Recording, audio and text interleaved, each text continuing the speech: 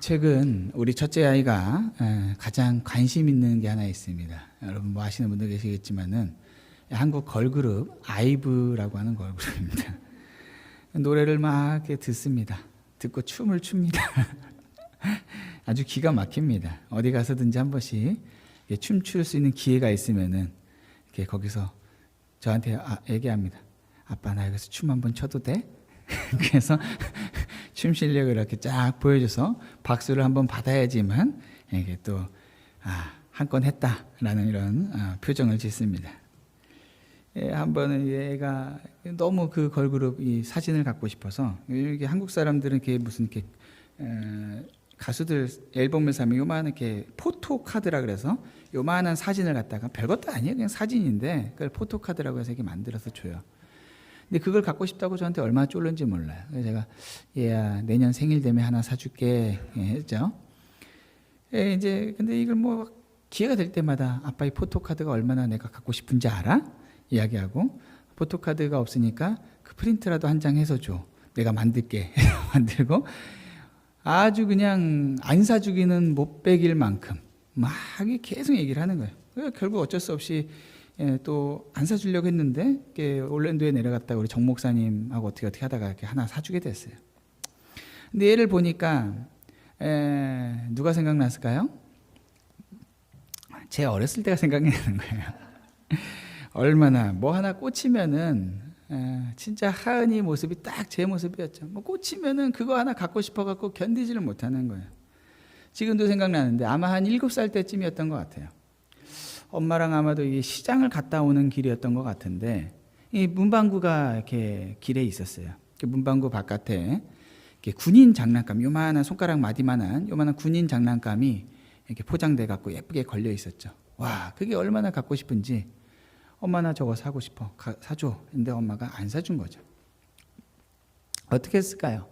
그때부터 고래고래 울면서 진짜 온 동네 떠나가게끔. 제가 또 지금도 목소리가 크지만은 어렸을 때는 장난이 아니었습니다. 그거 못 가지면 세상 끝난 것처럼 막 울부짖은 거예요. 그러니까 엄마가 얼마나 창피하기도 하고 화가 나겠어요. 그러니까 저를 두고 가겠다고. 부모님들이 보통 하는 거 있잖아요. 너 여기 있어, 엄마 갈게 하고선 가는데 야, 제가 어떻게 했을까요? 문방구 앞에 세워져 있던 차 밑으로 기어 들어갔어요. 남의 차의 밑에 들어갔고 거기서 사달라고 떼를 쓰는 거예요. 이제 그것까지는 기억이 나는데 그 다음은 기억이 안 나요. 안 사준 건 아마 안 사줬던 것 같아요. 안 사준 것 같은데 그 다음이 잘 기억이 안 나는 거 보니까 아마 맞아서 기억이 안 나는 게 아닌가 싶은데.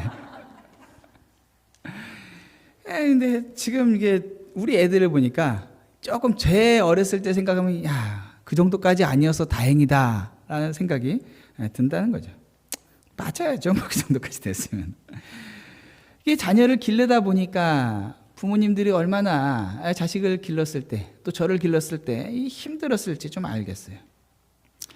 우리 신앙생활에서 어떤 어려움이 생긴다는 것. 이게 왜 어려움이 생기는가 봤더니 우리가 뭔가 바라는 것들이 있고 해결을 요구하는 것들이 있는데 주님께 그것을 요구하고 주님 나 이거 원합니다. 이거 좀 해결해 주세요. 나 이런 소원이 있으니까 좀 들어주세요. 이렇게 했을 때 주님이 딱딱 들어주시면은 우리가 어려움이 없을 것 같은데 문제는 주님이 그 기도에 대해서 즉각적으로 대답해 주시지 않는다는 게 있다는 거죠. 기도를 바로바로 들어주시면은 아무 염려도 없고 걱정도 없고 아주 행복할 것 같은데 그렇지 않다는 거예요. 흔히들 이 초신자 때 기도응답을 좀 잘 받는다 뭐 이런 얘기들 아마 들어보셨을 거예요. 우리 교회에서 신앙생활을 처음 시작하시고 잠깐 계시다가 우리 오클라호마로 이사 가신 우리 정은혜 자매님 기억나시죠? 잠깐 이렇게 신앙생활 했지만은 이 자매님이 정말 이렇게 신앙생활을 평생 한 번도 교회를 안 나가 보시다가 이제 40 정도 된 나이에 우리 교회 오셔가지고 이런 게 뭐예요? 저는 하나도. 그래서 뭐 여러분 보셨지만은 제가 이렇게 예배 마치고 저 앞에 문 앞에서 이렇게 한 분씩 악수하고 갈 때 이번 우리 교회 처음 왔을 때 목사님 설교 좋아서 하면서 이런 마음으로 나가면서 이러면서 나가죠. 정말로 순수하게 신앙생활을 시작하신 분인데 이분이 신앙생활을 하면서 몇 번을 목사님, 이렇게 한 기도를 하나님이 들어주신 것 같아요. 내가 남편 직장 때문에, 이미 남편은 이제 군을 일찍 제대해서 사실은 일을 안 해도 될 것 같은 그런 상황이 좀 새로운 직업을 위해서 기도하고, 또 이사 때문에 여러 가지 좀 기도 제목이 있었어요. 그런데 그때마다 하나님께 기도를 했을 때 주님께서 이렇게 사실은 우리가 봤을 때는 기도의 응답이라고 이렇게 확신을 가질 수 있을까 싶은 어떤 눈에 보이는 결과들이 탁탁탁 나타난 게 아니었어도 자신의 마음 안에서 일어난 어떤 변화들, 그리고 상황적으로 일어난 어떤 일들, 이런 걸 하나하나 민감하게 반응하면서 하나님께서 정말로 내 기도를 들어주시는 것 같아요 라고 하면서 그렇게 고백하는 것을 여러 번 경험하는 것이죠. 이런 이야기를 들으면서 여러분 중에서 어쩌면은 나도 그런 때가 있었지. 그래, 멋모를 때가 좋을 때다. 좀 신앙생활 하다 보면은 응답 그렇게 쉽지 않지. 이런 생각을 하고 계신 분들이 계실지 모릅니다. 사실 그렇게 생각하면 안 돼요. 사실 오늘 본문에서 제자들이 예수님께, 오늘 본문은요 11장 초반에 예수님께 제자들이 주님, 우리에게도 좀 기도를 가르쳐 주십시오 라고 하니 간구로부터 시작이 됩니다.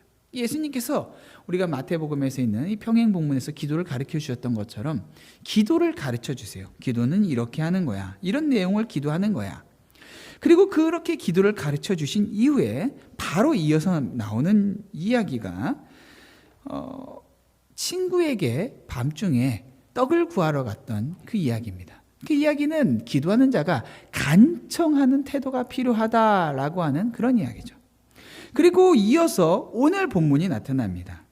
9절에 내가 또 너에게 이르노니, 그러니까 기도에 대해서 가르쳐 달라고 한 제자들에게 기도의 내용이 이러해야 된다라고 말씀하시고, 기도의 태도는 간청하는 태도여야 된다라고 말씀하신 이후에 이어서 또 뭔가 말씀하실 것이 있었다라는 거예요.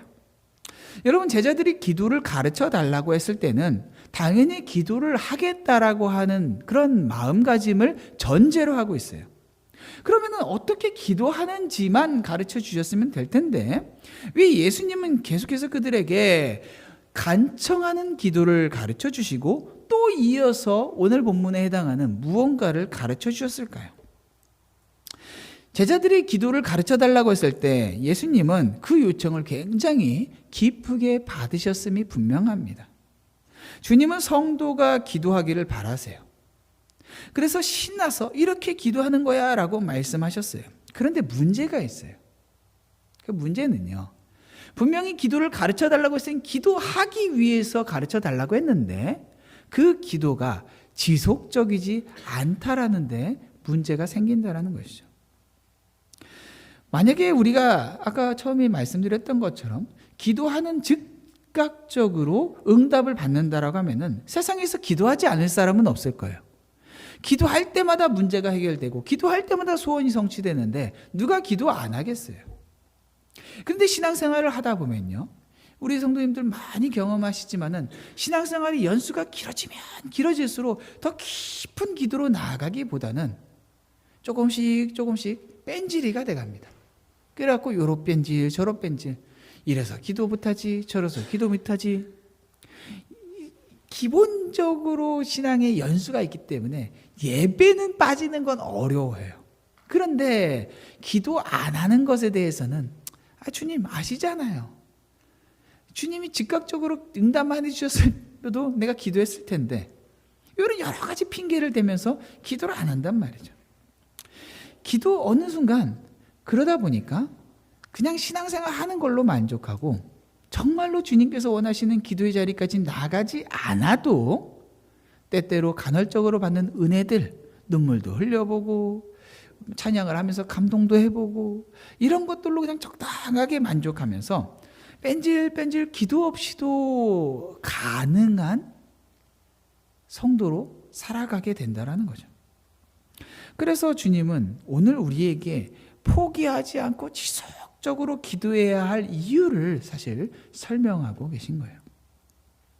주님이 말씀하십니다. 9절에 내가 또 너에게 이르노니 구하라 그러면 너희에게 주실 것이요, 찾으라 그러면 찾아낼 것이요, 문을 두드리라 그러면 너희에게 열릴 것이니.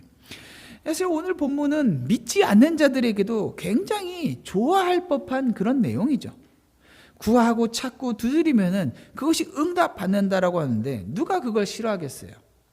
그래서 마치 많은 사람들이 이 본문을 이해하는 걸 보면요, 여러분, 하늘은 스스로 돕는 자를 돕는다, 이러한 식으로 이해를 해요. 이런 말은 성경에 없어요.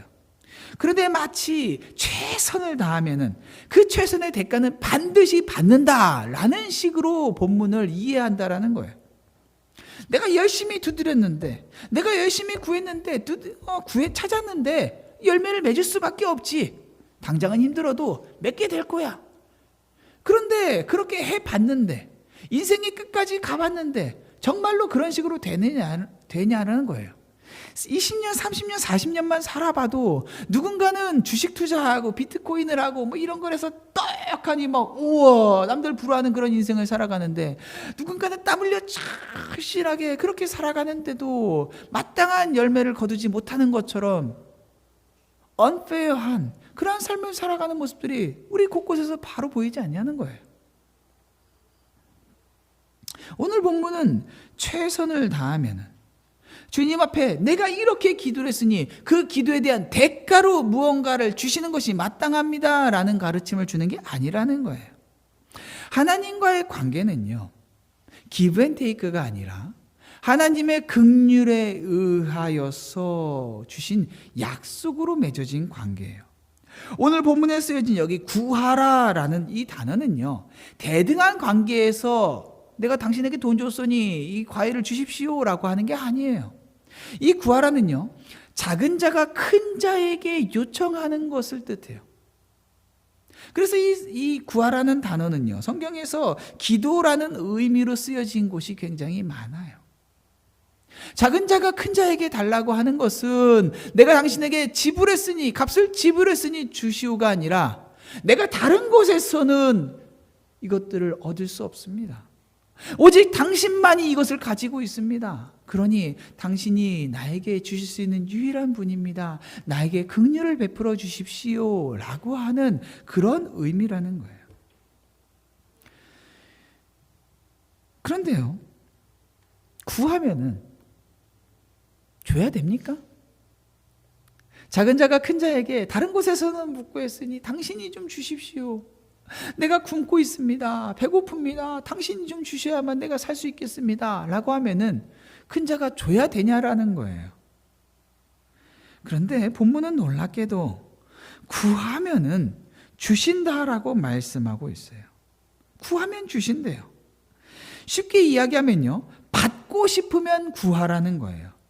다른 말로는 구하지 않으면은 받을 수 없다라는 거예요. 이것을 구하면은 주신다, 찾으면은 찾을 것이다, 두드리면 열릴 것이다라고 이렇게 반복적으로 말씀하신 것은 하나님의 마음이 우리가 구하는 것을 기다리고 계시다라는 것을 의미하는 것이죠. 이런 약속이 없다라면은 누가 구할 수 있겠어요? 문이 닫혔는데 그 성문이 열려지지 않을 것 같은데 굳게 닫힌 그 문에 가서 두드린다 한들 그 문이 열려지지 않을 것이라고 생각한다면은 누가 그 문을 계속해서 열 수 있겠냐라는 거예요. 12시가 땡 하면은 이 문은 열리지 않아 라고 할 때에 누가 12시 땡 한 상태에 가서 그 문을 두드리겠어요? 저희 집에서 정말로 굳게 닫혀 있지만 어쩌면 너무나도 쉽게 문이 열려지는 문이 하나 있습니다. 제 서재입니다. 저는 정말 제 서재의 문을 굳게 닫고 싶어요. 안 그러면 애들이 들락날락 아빠 이거 해줘, 아빠 저거 해줘, 아빠 놀아줘, 아빠 이거 할까 저거 할까 계속 왔다 갔다 해요. 저는 문을 딱 닫습니다. 때로는 문을 잠그기까지 합니다. 근데 우리 아이들 끈질깁니다. 두들깁니다. 무시해 봅니다. 없는 척도 해봅니다. 계속 두드립니다. 나중에는 아빠 열어봐, 아빠 열어봐 발로 쾅쾅 찹니다. 우리 막내까지도 그렇게 합니다. 우리 2살짜리 애가 거기서 쿵쿵쿵쿵 하면서 아빠 아빠 하면은 결국에는 견디지 못해서 왜? 하면서 나갈 수밖에 없습니다. 아이들 합니다. 아빠가 안에 있으면은 내가 간절하게 두드리면은 아빠가 반드시 열 것이라는 걸 알고 있습니다. 관계죠. 주님은 우리에게 그런 관계를 원하시는 거예요. 주님은 이스라엘 백성이 좋은 것들을 갖기를 원하셨어요. 그런데 구해야지만 준다라고 말씀하셨어요. 구하지 않으면 받을 수 없어요. 좋은 것을 주시기를 원하는데 왜 구해야지만 주실까요? 먼저 주시면 안 되냐는 거예요. 왜 그럴까요? 주님은 그것을 통해서 그것의 가치, 주님께서 주시고자 하시는 그것의 가치를 우리에게 알기를 원하세요. 또한 누가 그것을 주시는 분이신지를 정확하게 알기를 원하세요. 만약에 주님께서 길거리다 풀어놓고서는 너희들 마음껏 다 가져다 써라 라고 한다면은 우리는 그것이 얼마나 귀한 것인지 알지 못하고 주님으로부터 왔지만 주님으로부터 얻었다라고 하는 것을 너무나도 쉽게 망각해버리고 말 것이에요. 주님은 이스라엘 백성의 죄를 용서하기를 원하셨어요. 그런데 너 그냥 죄 용서 받은 거야 라는 식으로 하지 않으시고 어떻게 하셨나요? 피 흘리는 제사를 통하여서 죄사함을 주셨어요. 그 피 흘리는 제사의 모든 과정을 지켜보면서 이스라엘 백성들은 자신들의 죄가 어떠한 것인지를 알고 죄 용서를 받기 위해서 드려져야 되는 그 대가가 무엇인지를 분명하게 알았다라는 것이죠. 그리고 하나님 앞에 이 제물을 가지고 나아감으로써 오직 하나님이 이 죄를 해결하시는 분이시라는 것을, 이 죄가 나와 하나님과의 관계의 문제라는 것을 알게 됐다는 거예요. 그래서 제사라는 복잡한 제도를 그들에게 요구하신 거예요. 마음 없이는 드려질 수 없도록 여러 조건들을 그들에게 요구하신 거예요. 주님은 우리가 찾을 수 있는 곳에 주님의 비밀과 선물을 예비하셨어요. 찾기만 하면은, 찾으려고 찾아다니기만 하면은 찾을 수 있어요. 그렇지만 그 찾는 과정을 통해서 그것의 가치를 알기를 원하세요. 그것을 길거리에 던져두시지 않음으로써, 그것을 찾아냄으로써 그 말씀의 비밀을 알고자 하는 자들이 언제나 기꺼이 알기를 원하시는 주님의 마음을 발견하도록 하셨어요. 주님은 우리에게 언제나 문을 활짝 열어주시겠지만 그것을 닫아놓고 두드리기를 원하세요. 여러분, 요즘에는 사라졌지만요, 예전에는 결혼할 때 함을 팔았죠. 신랑의 친구들이 함을 짊어지고서는 밤이 되면은 결혼식 전날 밤에 신부집 근처에서 함사시야 온 동네가 떠나가도록 외칩니다. 그러면은 신부 측 어머님이 나와서 먹을 것도 먹여주고 용돈도 주고 신부 측 친구들이 와서 노래도 불러주고 짝꿍 어서 오세요 어서 오세요 한 발자국 그렇게 오도록 빨리 집으로 올 수 있도록 온갖 노력을 합니다. 사실 신랑도 빨리 함이 끝났으면 좋겠고요, 그리고 신부도 빨리 함을 받았으면 좋겠고 모든 사람들이 그것을 바랍니다. 그렇지만 그렇게 쉽게 되지 않아요. 왜요? 신부 측에서 정성을 다하는 이런 모습들을 보면서 우리가 한 바퀴를 얼마나 원하는지 알아요? 라고 하는 모습을 보여주면서 이 결혼을 소중하게 여기고 있다는 것을 보여주는 예의예요. 매너예요. 9절에서 구하고 찾고 두드리면은 너희에게 주시고 너희가 찾고 너희에게 열릴 것이라고 말씀하셨어요. 그런데요, 10절에 가니까요, 모든 사람이 구하는 이마다 받을 것이고 찾는 이는 찾고 두드리는 이에게는 열릴 것이다. 이것은 뭐예요? 구하는 모든 사람, 찾는 모든 사람, 두드리는 모든 사람들에게 적용된다라는 거예요. 9절에서는 이것들을 주시기 원하시는 하나님의 마음을 너희들이 반응하라라고 말했다라고 한다면 10절에서는 이것들이 모든 사람들에게 적용된다라는 거예요. 특정한 사람들만 경험하는 것이 아니라 모든 사람들이 얻을 수 있는 약속이라는 거예요.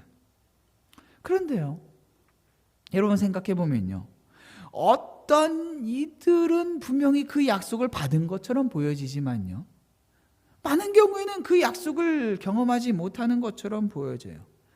누군가는 간증을 통해서 이렇게 기도하고 이렇게 살았더니 하나님께서 이렇게 놀라운 것들을 주셨습니다. 이렇게 응답하셨습니다. 라고 간증합니다. 그것을 보면서 우리는 감격하기도 하지만 또 샘을 내기도 합니다. 저 사람은 저런 것들을 경험했는데 왜 나는 그런 것들을 경험하지 못하지? 문제는요, 오늘 본문에서 말씀하신 것처럼 구하면은 분명히 받을 것이고 찾는 이면 찾을 것이고 두드리면 열린다라고 말씀하셨는데, 이 말씀이 만약에 사실이라고 한다라면은, 이 말씀은 진리라고 한다면은, 그러면 분명히 구하는 쪽에서 무언가 문제가 있었다라고 밖에 생각할 수밖에 없다라는 것이죠. 구하는 쪽에서 그러면 구하고 찾고 두드렸는데 왜 경험하지 못했을까요? 그것은 그 구함과 찾고 두드리는 것이 성경에서 요구하는 것처럼 하지 않았기 때문이라는 거예요. 여기서 구하라, 찾으라, 두드리라는 모두 현재적인 명령이에요. 이것은 지속적이에요. 한번 안 열리네, 에이 뻥이네 하고 가면서 주님께서 응답하지 않는다라고 생각하는 것은 매우 미련한 생각이죠. 기도는요, 진실해야 돼요. 모든 바라는 것들이 소원은 아니고, 또 모든 소원이 갈구하는 것은 아니에요. 여러분, 학생들은요, 하나같이 명문대를 가고 싶어요. 서울대를 가고 싶어요. 그럼 바라는 것은 분명해요. 나 서울대 가고 싶어. 그 말을 가지고 학생이 서울대 가고 싶다라고 하는 그 말에 대해서 서울대는 가고 싶지 않아 이렇게 말할 사람은 없어요. 다 좋은 대학 가고 싶어요. 그런데 그 학생이 공부를 하느냐 안 하느냐가 정말로 이 친구가 목표로 하는 대학을 소원으로 삼고 있느냐 아니냐를 발견할 수, 판가름할 수 있어요. 나는 명문대 갈 거야, 명문대 가는 게 소원이야 말은 했지만 매일 밤마다 게임만 하고 친구들하고 놀러 다니는 학생에게는 바라는 마음은 있지만은 그것은 그 친구에게 정말 소원은 아니에요. 그리고 그 소원이 정말로 그에게 갈구가 되기 위해서는 이거 아니면은 안 돼. 그래서 내 시간과 내 에너지를 다 투자하고 나서도 그 열매를 맺지 못하면 또 여러분 한 번씩 그런 기사를 보셨을 거예요. 서울대 가기 위해서 3수, 4수, 5수, 9수까지 하는 그런 학생들. 이 친구는 인생 전부가 거기에 꽂힌 거예요. 우리의 성도들이 하나님 앞에 나아갈 때 하나님은 우리가 그런 마음으로 주님의 선물 받기를 원하세요. 주님은 우리에게 주시고자 하시는 그것이 얼마나 소중하고 얼마나 귀하고 값진 것인지를 알기를 원하세요. 주시려면 주시고요, 말려면 마세요. 없어도 괜찮은 것 같아요. 이런 식의 신앙생활은 주님이 주시고자 하시는 것을 모욕하는 거죠. 정말로 열심히 했지만은 언젠가 중간에 에이, 안 되나 보다, 포기할래, 얘가 할 만큼 했어 라고 하는 것은 그가 정말로 그것이 그의 마음 가운데 무엇과도 바꿀 수 없는 소원, 갈구는 아니라는 거예요. 우리 주님은 우리에게 좋은 것 주기를 원하세요. 그렇지만 그 좋은 것의 가치를 알기를 원하세요. 누가 그런 소원을 가지고 주님 앞에 나아갈 수 있을까요? 오직 그리스도인만이 가능한 거예요. 그리스도인은 하나님 앞에 간절한 소원을 가진 사람들이에요. 그래서 그 소원을 가지고 주님 앞에 가까이 나아가 주님, 이 소원이 주님 앞에서 이루어지기를 바랍니다 라고, 그가 그리스도인이라면 하나님 앞에 간절하게 구할 수밖에 없다라는 거예요. 그게 오늘 본문이 말씀하고 있는 거예요. 그런데 오늘날 많은 사람들이, 많은 성도들이 너무 풍요로움 가운데 살고 있어요. 너무 풍요로워서 주님께서 주시지 않아도 괜찮은 삶을 살고 있다라는 거예요. 먹을 거 괜찮게 먹고요. 뜨뜻한 집에서 살고요. 노후 준비할 만큼 했고, 그러면 주님한테 무언가 간절하게 기도해야 할 내용이 없다라는 거예요. 누가 구하고 누가 찾고 누가 두드리겠습니까? 간절한 소원이 없는 사람은 그러지를 않아요. 우리의 삶에 기도가 없다라고 하는 것은요, 주님이 응답하시지 않아서가 아니라 응답하시 않아도 될 만큼 우리의 간구하는 내용이 별로 절실하지가 않다라는 거예요. 누가 우리의 영혼을 구할 수 있겠어요? 누가 사랑하는 내 자녀의 영혼을 구할 수 있을 것이고 내 배우자의 영혼을 구할 수가 있겠어요? 세상에 어떤 지혜와 어떤 방법으로 그런 일이 가능할까요? 없어요. 그런데 주님 앞에 기도하지를 않아요. 말로는 주님, 왜 이런 일이 일어나지 않습니까? 주님 섭섭합니다. 내가 신앙생활을 이렇게 열심히 했는데, 내가 기도했는데 주님 응답하시 않네요. 근데 얼만큼 기도했기에요? 어쩌다 한 번씩. 그것은 정말로 우리에게 그것이 참된 소원이 되지 않았다라는 것을 반증하고 있다라는 것이죠. 그런데 우리 주님요, 오늘 본문에 뭐라고 말씀하십니까? 정말로 응답하시는 주님, 정말로 좋은 것으로 응답하시는 주님이 정말로 얼마나 좋은 것으로 주시는지를 말씀하고 계세요. 11절 12절에 예화를 듭니다. 응답하시는 주님으로 예화를 드시는데요, 너희 중에 아버지 된 자로서 누가 아들이 생선을 달라 하는데 생선 대신 뱀을 주고 알을 달라 하는데 전갈을 주냐, 이렇게 말씀하세요. 아들의 간구를 들어주시는 아버지, 아들이 생선을 달라고 하고 알을 달라고 하는 건 문제가 없습니다. 여기서 주님은 그런 식으로 말씀하지 않으세요. 생선을 달라고 하고 알을 달라고 하는 건 너무 세속적이야, 먹고 마시고 입는 것을 구하는 이방인들이나 구하는 것이야, 이런 식으로 말하지 않아요. 여기서는 생선과 알을 달라고 하는 것을 자식이 부모에게 마땅히 구할 것을 구하는 것으로 표현하고 있어요. 생선도 알도 아이에게 위험한 게 아니에요. 아이의 필요를 채워줄 수 있는 것들이에요. 우리가 기도에 응답받지 못할 때 때로는 스스로를 위로하려고, 에이, 없는 게 나으니까 그러겠지, 하나님이 좋은 거 주시려고 하시는데 없어도 괜찮으니까 그래서 그런가 보지 하고서는 그냥 쉽게 기도를 접어버립니다. 그런데 그렇게 접어놓긴 했는데 우리의 마음 가운데 깊은 곳에 살펴보면은 정말로 그게 납득이 되냐라는 거예요. 제가 신학교에 있을 때 차가 없었어요. 차가 있었으면 좋겠는데 참 매일같이 어디 갈 때마다 얻어 타고 다니는 게 너무 민망하기도 하고 불편하기도 하고, 주변의 신학생들은 어디서 오래된 중고차라도 하나씩 또 공짜로라도 하나씩 얻어 오던데, 근데 그런 거라도 하나 있으면 좋겠는데 없는 거예요. 겉으로는 그거 없어도 하나님께서 어디든지 필요한 데 다 보내주시니까, 라이드까지 다 해주시니까, 운전기사랑 차까지 다 준비해서 주시니까 됐지, 이렇게 생각은 했지만은 사실 한편으로 생각해보면 깊은 곳에서는 그래도 있으면 더 좋을 텐데 라는 생각이 사라지지는 않았다라는 거죠. 있으면 더 좋은 건 맞잖아요. 어디선가 사역을 할 일이 더 많이, 사역을 확장할 수 있고 더 많은 것들을 할 수 있을 거란 말이죠. 병에 걸린 환자가 건강을 구하는 기도가 문제가 없죠. 아니, 해야 되는 기도죠. 사실 아프면 저절로 기도가 나옵니다. 그런데 그렇게 간절하게 기도했는데도 응답받지 못한다라고 하면은 어떤 생각이 들겠습니까?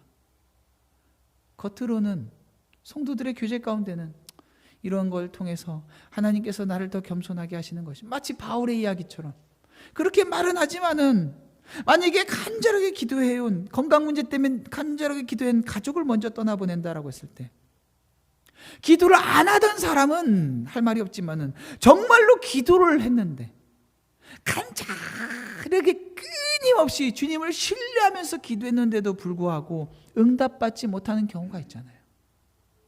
그런 경우에는 뭐라고 대답하겠냐라는 거예요.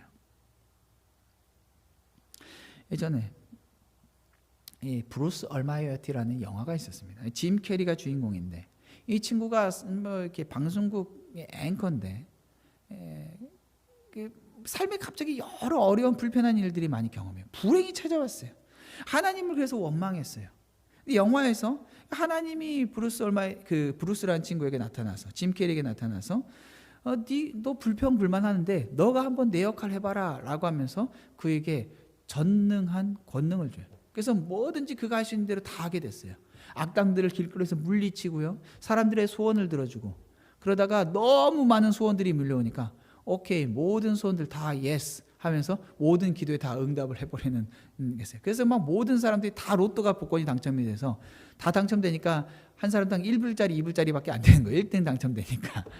말도 안 되는 일들이 했는데 온 세상이 엉망진창이 됐어요. 그가 엉망진창된 세상을 보면서 너무 괴로워하면서 이제 그만하면서 나 못하겠어요 라고 하자 그에게 그런 힘이 거두어지고 그가 평범한 사람으로 돌아가서 행복하게 됐다. 그래서 평범한 삶에서도 행복한 삶을 살 수 있다. 뭐 이런 식으로 영화가 끝나요. 허무맹랑한 영화지만요, 많은 사람들이 삶에서 소원이 이루어지지 않는 것들을 경험할 때 평범한 삶에서 행복을 찾을 수 있지 라는 식으로 그냥 덮어놓고 지나가 버린단 말이죠. 그런데 오늘 본문은요, 현실에서 만족하면서 살라고 하는 조언이 아니라 구하고 찾고 두드리라 라고 말씀하시면서 생선을 달라 하고 알을 달라 하는 아들을 말씀하신다는 거예요. 구하는 것이 문제가 아니라는 거예요. 여기 생선이나 뱀은요, 학자들이 생선 마치 뱀장어처럼 생선, 물고기, 이게 생선이라는 단어가 평상시 일반적인 생선에 쓰이는 단어는 아니에요. 그래서 물에 있는 어떤 그 뱀장어처럼 뭐 이런 것들을 의미할 거다라고 만학자들이 얘기해요. 뱀장어를 보고서는 뭐 뱀이랑 헷갈리고 이 전갈이 몸을 움츠리면은 어떤 알처럼 보인다 그래서 막 그런 얘기들을 하기도 해요. 그런데 본문은요, 아들이 구한 게요, 뱀도 아니었고요, 전갈도 아니었어요. 아들은 정상적인 걸 구했어요. 그런데 여기서 정말 하고자 하는 말은요, 아버지가 좋은 걸 주고 싶어 하는 마음을 가지고 있다라는 거예요. 11절에서 너희 중에 아버지 된 자로서 누가 아들이 생선을 달라 하는데 생선 대신에 뱀을 주며 알을 달라 하는데 전갈을 주냐? 아버지 됐다라고 하면은 누가 그러겠냐라는 거예요. 너희가 악할지라도 좋은 것을 자식에게 줄 알거늘. 자식에게 좋은 걸 주고자 하는 아버지의 마음을 이야기하고 있다라는 거예요. 90년대 초반에 여러분 아시겠지만 당시에는 컴퓨터를 가지고 있는 가구가 많지가 않았어요. 저희 가족이 가난하지도 않고 그렇다고 막 부유해서 막 그러지도 않은 평범한 가정이었는데, 그래도 당시 90년대 초반에 200만 원 정도 하는 이 컴퓨터를 산다라고 하는 것은, 그리고 어떤 사업적인 어떤 목적이 아니라 그냥 아들이 구한다라고 해서, 중학생 아들이 아빠 이거 갖고 싶어 해서 사준다라는 거는 사실 쉽지 않은 거였죠. 근데 너무 갖고 싶었어요.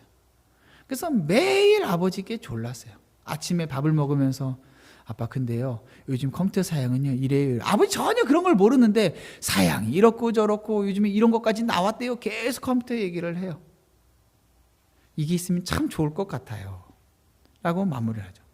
학교 갔다 와서 근데 아빠 요즘에요 이런 컴퓨터로 이런 걸 할 수 있어요. 컴퓨터가 있으면 공부를 더 잘할 것 같아요. 여러분 당시에는요 인터넷도 제대로 이렇게 거의 깔려있지가 않던, 요즘 인터넷 이런 게 없었죠. 전화선으로 연결해가지고 뭐 텍스트로 되었던 그런 시대였어요. 당시에 컴퓨터가 가지고 있다고 해서 중학생이 그걸로 공부에 쓸 수 있는 거는 하나도 없었어요. 근데 아빠 컴퓨터가 있으면 너무 공부를 잘할 것 같아요. 달달달달달달달 1년을 넘게 달달달달 볶았습니다. 그리고 드디어 아버지가 컴퓨터를 사줬어요. 얼마나 신나는지 몰라요. 그런데요, 지금 생각해 보니까 사실 철들면서 어느 정도 생각은 했지만은 아버지는 평생 자기 자신을 위해서는 뭘 쓰신 게 없었다라는 거죠. 지금도 그래요. 80이 되신 아버지가 구두를 보면은 낡디 낡아서 어디 이런 싸구려 구두를, 이렇게 낡은 구두를 쓰고 있는가, 신고 다니시는가 싶어요.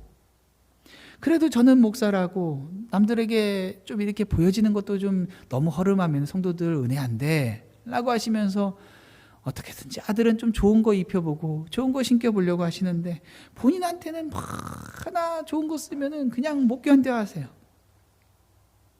귀가 잘 들리시지 않는 아버지한테 아버지 보청기 좀 하세요, 제가 돈 해드릴 테니까 보청기 좀 하세요 해도 이제 살 날이 얼마 남았냐면서 안 쓰세요. 그렇게 답답하게 생활하시면서도, 그러면서도 아들 걱정에 생활은 어떻게 하는지 날마다 물어보시고, 건강은 어떤지. 아니 80되신 노인이 암 말기까지 가셨던 분이 자식 건강이 문제겠습니까? 본인 건강이 문제겠습니까? 그런데 그렇게 그걸 매일매일 물어보세요. 그게 아버지의 마음이죠. 우리 집 애들이 셋이나 되다 보니까 이래저래 신경 쓸 일이 많아요. 우리 아까 전에도 애기가 셋째가 저기 문에다 손짓만 껴갖고 그냥 손가락이 그냥 다쳤죠. 감기만 걸려도 남들보다 3배 더 신경 써야 되는 거고, 병원 가는 것도 일이에요. 놀아주는 것도 일이고, 애들이 아직 어린데도 이 정도인데 커가면서 얼마나 신경 쓸 일이 많겠어요. 더 많은 부담이 있죠. 그럼에도 불구하고 자식들이 주는 기쁨이 있고요. 그리고 자식들이 저에게 가르쳐준 아주 큰 가르침이 있는데, 바로 아이들을 기르지 않았으면 몰랐을 아버지의 마음이에요. 세상에서 가장 좋은 것을 애들에게 해주고 싶어요. 아이들을 기르면서 어떻게 맛있는 걸 먹이고 싶고 좋은 걸 입히고 싶고 재밌게 놀게 했으면 좋겠는 그런 마음을 가지게 되면서, 우리 아버지도 나에게 그런 마음을 가지고 나를 기르셨구나 라고 하는 것들을 배우게 된다는 것이죠. 왜 본인에게는 그렇게 인색하면서 자식에게는 그렇게 좋은 것들을 주려고 하셨는지 알겠다라는 거예요. 그걸 모른 채로 당장 내가 갖고 싶은 걸 갖지 못했을 때에 왜 안 주시는 거야? 왜 안 주시는 거야? 이렇게 계속해서 불평하면서 살았던 것이죠. 우리가 주님께 생선과 달걀을 구할 때에 주님께서 그것을 응답하시지 않을 때는 그것을 주기 싫어서 주시지 않는 게 아니에요. 주님 분명히 우리에게 좋은 것들을 주시기를 원하세요. 때로는 우리가 그 이유를 다 알지를 못하지만은 우리가 구하는 어떤 것도 주님께서 쓸모없다라는 식으로, 우리가 필요한 것들에 대해서 쓸모없다라고 하시면서 주시지 않는 게 아니라는 거예요. 오늘 본문에서는요, 주님이 13절에서 너희가 악할지라도, 너희가 악하다라고 말씀하세요. 평행 본문을 보면요, 이 말씀은 바리새인들을 향하고 있어요. 근데 바리새인처럼 악한 사람들도 자식에게는 좋은 것을 줄 안다라고 말씀하고 있어요. 좋은 것을 주시는 아버지의 마음이에요. 우리가 주님 이거 당장 주시면은 내가 이걸 이렇게 쓸 수 있으니까 나에게 이것이 좋은 것입니다 라고 말을 하죠. 그런데 주님은 우리에게 정말로 좋은 것이 무엇인지를 알고 계시다라는 거예요. 그 소원에 대해서 외면하는 것이 아니라 그 소원을 정말로 좋은 것으로 바꿔주기를 원하신다라는 말씀이에요. 며칠 전에 제가 애틀란타를 방문했죠. 텍사스에서, 알칸사에서 10년 정도 같이 신앙생활을 한 우리 집사님이 애틀란타에 살고 계세요. 저희가 그 집에 방문하면요, 안방을 꼭 내주세요. 그 집은 안방이 좀 특이해서 보통 집 안방이 한 3-4배 돼요. 집이 엄청나게 큰 게 아니라 안방이 엄청나게 크게 돼 있어요. 그게 좀 불편하죠. 집사님 안방 말고 게스트룸 주세요 하는데, 항상 아니요 목사님이 안방 쓰시는 게 저희는 더 편합니다 하면서 계속 안방을 주세요. 너무 편하게 너무 즐겁게 시간을 보내고 그래서 이제 돌아오기 전에 이제 너무 편하게 잘 지내다 갑니다. 그런데도 다음엔 게스트 룸 주세요. 너무 감사하긴 한데 좀 민망해요. 이렇게 말씀을 드리는데 우리 집사님 중에 아내분께서 이렇게 말씀하십니다. 목사님, 제가 목사님께 제 꿈 얘기를 했던가요? 뭔데요? 제 꿈이요. 처녀 때부터 12인용 식탁을 갖는 거였어요. 라고 하시는 거예요. 그게 무슨 말이에요? 했더니 저는 언뜻 듣기에는 큰 집을 갖고 큰 식탁을 갖는 건가 했더니 그게 아니라 친구 5명과 본인까지 6명의 아주 친한 친구들 처녀 때부터 있었는데 우리 나중에 결혼하면은 남편들까지 다 같이 해서 우리 이렇게 좋은 교제 계속해서 평생 누리자. 그래서 내가 집에 큰 식탁 놓고서 너희 남편들 같이라도 함께 생활할 수 있도록 그렇게 준비해 놓을게. 그게 본인의 꿈이었대요. 근데 한국에서 남편이 일을 잘하고 나름대로 인정받아서 한국에서 80평 넘는 큰 아파트에 살면서 12인용 식탁도 갖다 놓고 친구들도 초대해서 막 즐겁게 보내고 있었는데 그러다가 주님을 깊이 만난 거예요.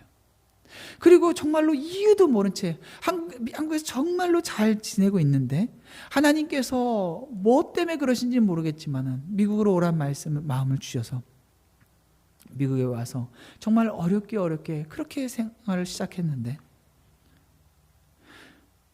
그러고 나니까 갑자기 그때 그 꿈이 다시 생각이 난다는 거예요. 나는 내 만족을 위해서 12인용 식탁을 구했었는데 하나님이 이제 나에게는 12인용 식탁을 준비해서 우리 집에 많은 선교사님들, 목사님들 모시고서는 우리 집에서 같이 은혜를 나누고 누군가 와서 편안하게 쉬다가 갈 수 있는 그런 안락한 처소가 됐으면 좋겠다.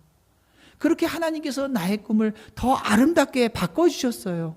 그리고 이 꿈이 정말로 이루어지기를 지금 소원하고 있어요. 이렇게 말씀하시는 거예요. 놀랍죠? 우리가 가지고 있는 세상에서 가질 수 있는 그 소원을 주님께서 그냥 외면하신 것이 아니라 더 아름다운 하나님께서 기뻐하시는 하나님께서 만족하실 만한 소원으로 변화시켜 주셨다라는 거예요.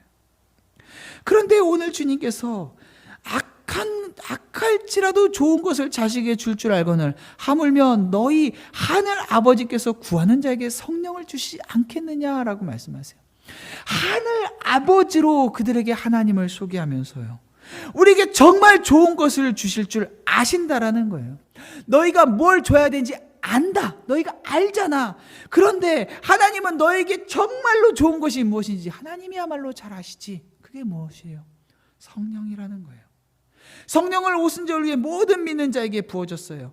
그러나 동시에 성령은요, 구하는 자에게 더욱 풍성하게 충만하게 부어주세요. 주님은 주고 싶지만 구하는 자에게 구하는 만큼 충만함을 누릴 수 있도록 하신다라는 거예요. 우리 하성이가 공룡 장난감을 정말 좋아하는데 집에 그래서 많은데 또 사달라고 합니다. 제가 웬만해서는 안 된다라고 해요. 그런데 때로 아이에게 또 사줄 때가 있어요. 필요해서 사주는 게 아니에요. 왜 사줄까요? 아이가 아빠는 내 필요를 채우는 분이야. 아빠는 내 소원을 외면하지 않는 분이야. 그리고 그래서 아빠가 필요 없다라고 말하면서도 채워주는 거는 아빠가 때로 나에게 거절했을 때는 그것이 아빠가 나의 필요를 외면하거나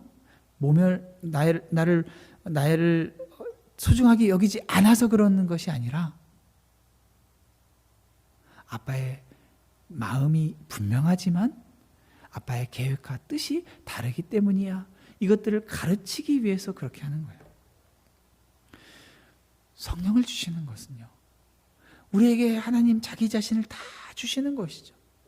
아들 예수 그리스도를 주셨고 또 성령을 주시는 거예요. 하나님이 우리에게 정말로 주기 원하시는 것은 바로 하나님 당신 자신이라는 것이죠. 그런데 우리 신앙생활에서 하나님을 정말로 간절하게 바라는 소원이 없으면 우리의 손에 쥐어진 많은 다른 것들을 가지고 주님을 향해서 그토록 간절하게 기도하며 구하고 찾고 두드리지 않게 된다라는 것이죠. 그래서 때로 주님은요, 우리의 삶에 결핍을 허락하시고 그 결핍을 수단 삼아서 주님을 찾게 하세요.